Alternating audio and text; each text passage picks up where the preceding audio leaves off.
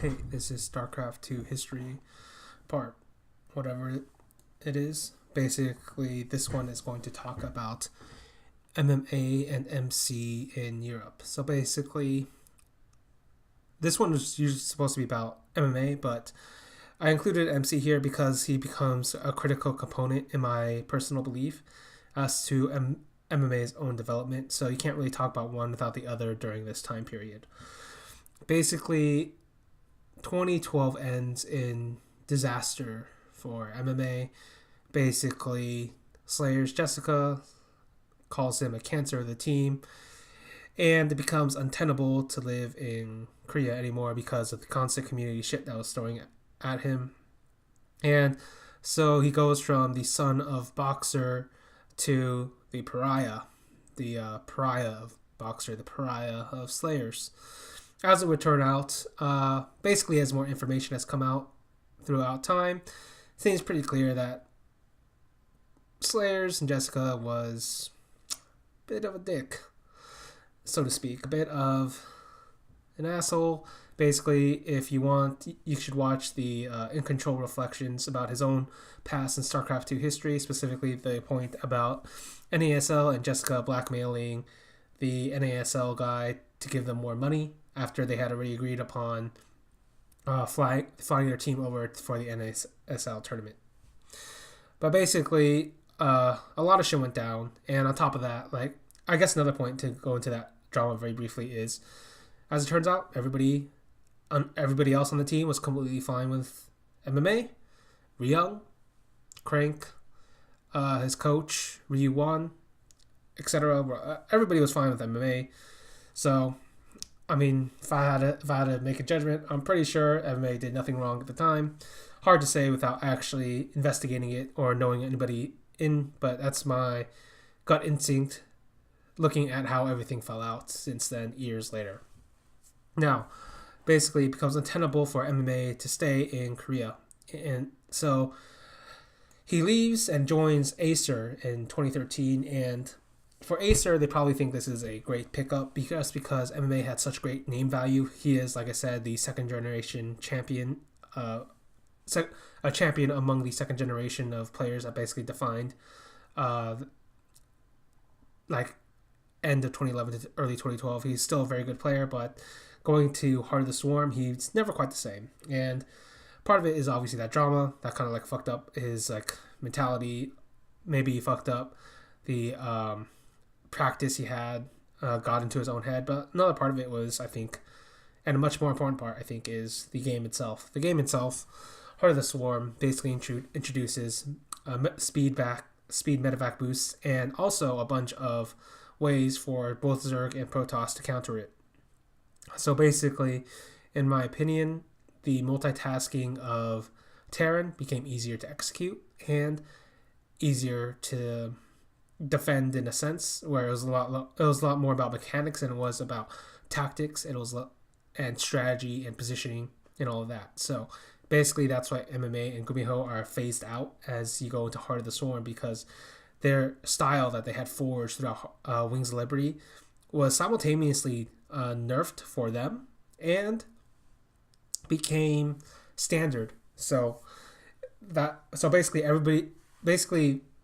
Terrans in that era from that point on were doing what they did, except without the intelligence and without the potential sacrifices you had to make. And because of that, all of a sudden, every Protoss and every Zerg player was playing against it. They're learning against it, learning how to deal with it, seeing the signs. And so it becomes much harder to use that style, to the point where I think basically only Mario can truly only use that one style and dominate everything, basically. So at that point, we get into MMA's final stages of, I guess it's hard to say final, but basically we go into his next stage of his career. And have you ever heard of the riddle of the Sphinx? Basically, it was something like, what walks on 4 legs in the morning, 2 legs in the afternoon, and 3 legs at night? Obviously, the answer is man. But this riddle basically kind of interprets also the phases of player development. Basically, on 4 legs, you're learning how to walk, you're learning the basics, And then when you get on 2 legs, that's basically you at the prime of your powers. And then you get to 3 legs, that's basically you fading out of your prime, and you have to basically start using your experience, start using your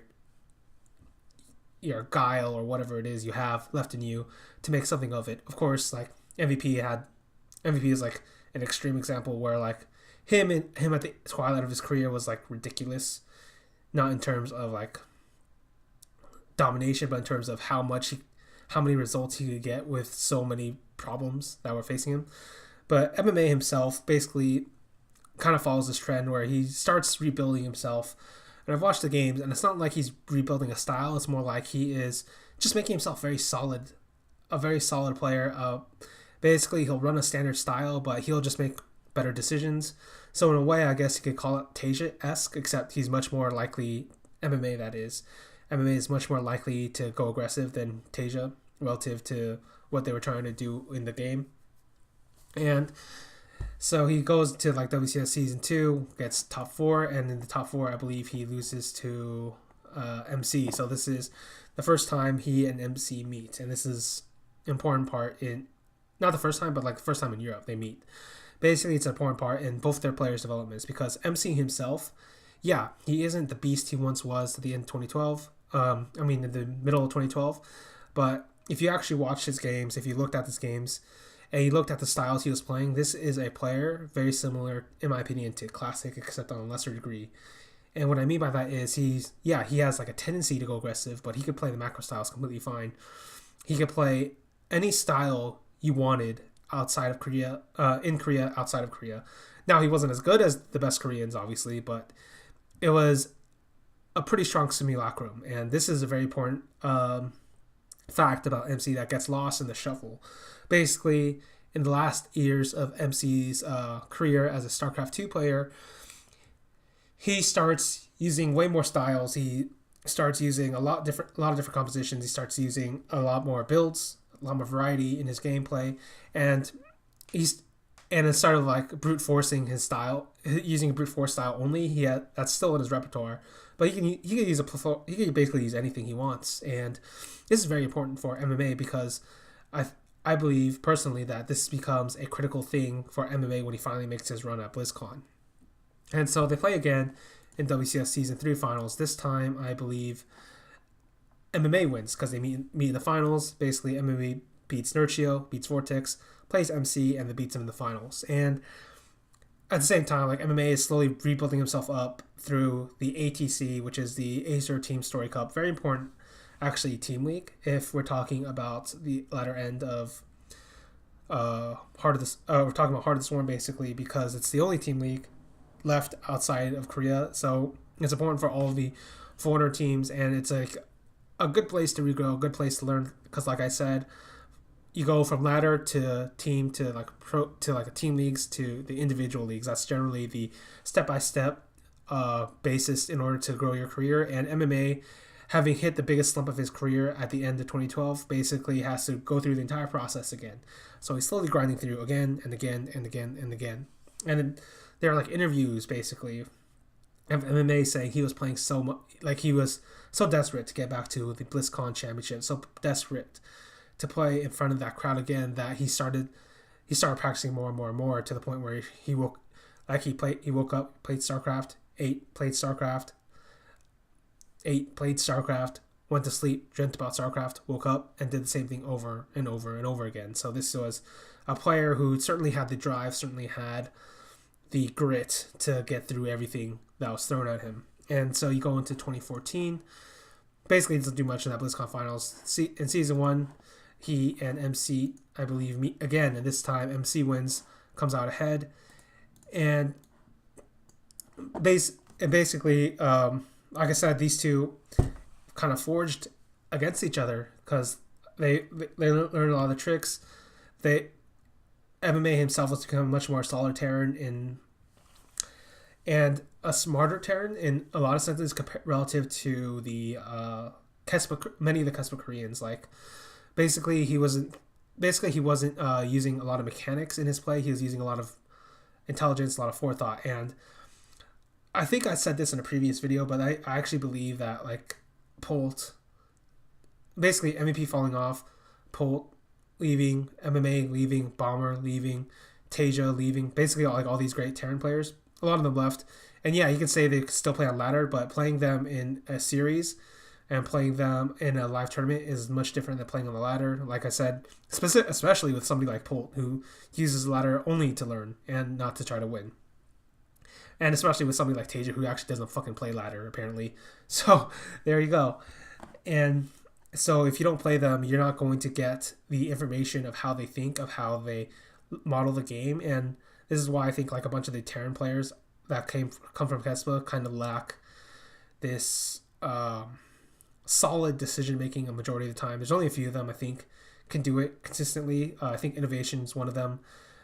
There are times when somebody like TY can do it, but he has like serious problems putting it out consistently in a series.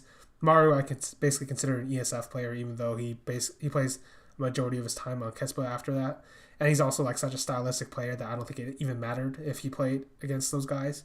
But certainly for the lower end Terran players, I felt like that might have been the case. At least when you compare the evolution of Kespa Zergs and the evolution of Kespa Protosses. So basically, Yoda finally wins the third one. MMA plays Yoda in the finals of the Season 3 WCS EU finals, beats him pretty handily, and then you go into the BlizzCon finals, and I'll talk I may as well talk about it now. Basically, it's the culmination of everything MMA was building up for like 2 years of his time. And like I said earlier, MMA had beaten MVP in those GSL finals at Anaheim, and for him it was the most memorable moment of his life, and he wanted to get back there. And so in his slump, he basically tells someone in this interview, I'm going to go back.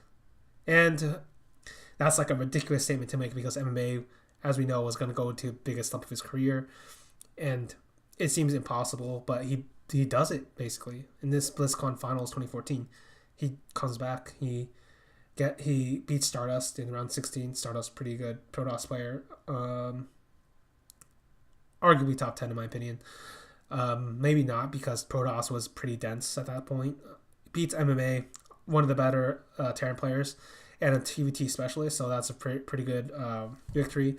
Then he plays against Classic, and Classic was one of, if not the best, Protoss of that year. Like,